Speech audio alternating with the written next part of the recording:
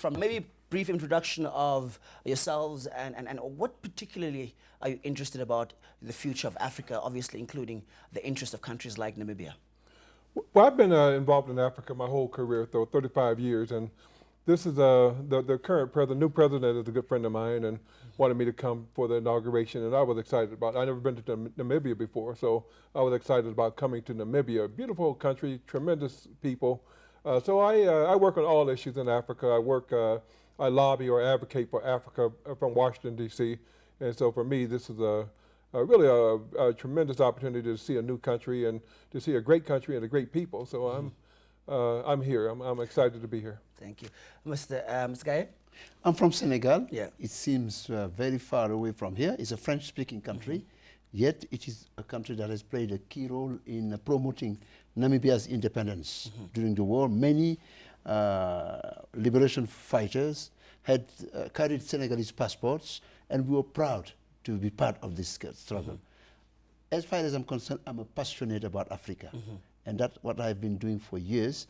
And one of the things I've been involved during my earlier years as a journalist was to cover the liberation movement of Africa, and I was involved in the negotiation as a journalist leading towards the independence of Namibia. I think that Africa's time has come, and Namibia represents what we expect Africa to be, since it's a peaceful place.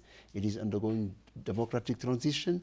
It has had good leaders in the person of Sam Nujoma, in the first place, who led the battle towards independence, in the person of the former president, Mr. Pohamba, who has been a really effective leader, self-effacing person, and now a professional, seasoned expert in the person of Mr. Hage Geingob, who is indeed a Pan-Africanist, known across the world with friends everywhere, and who I think is the right person to come at this moment to lead this country towards new heights. Mr. Gaye, let's just quickly continue with you, since you're part of, being a journalist in the liberation movements.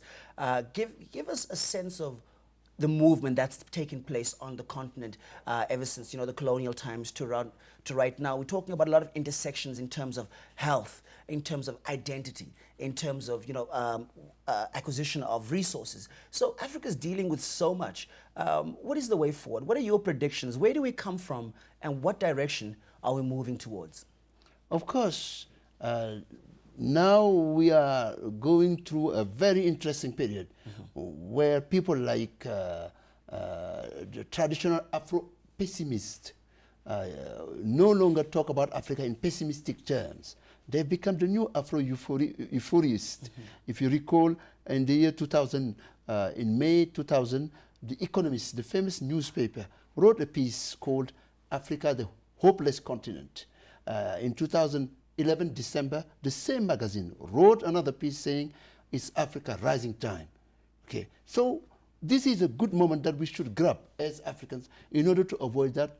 What is happening today is not done against our interests, because in the past we had been colonized through the barrel of the guns, through the control of ports and forced projection of power.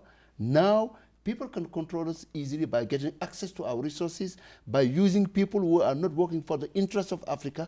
And indeed, these transnational challenges you mentioned, from health to natural resources, need to be handled properly by Africans. And this can be done through better African integration policies, a more effective quality of leadership that put forward the interests of Africa against the interests of any outsiders, and at the end of the day also more capacity building to ensure that we have the people qualified to run the economies of this continent. And I think that this country here has shown the way forward, because the quality of the leadership we can see here is tremendous. Well,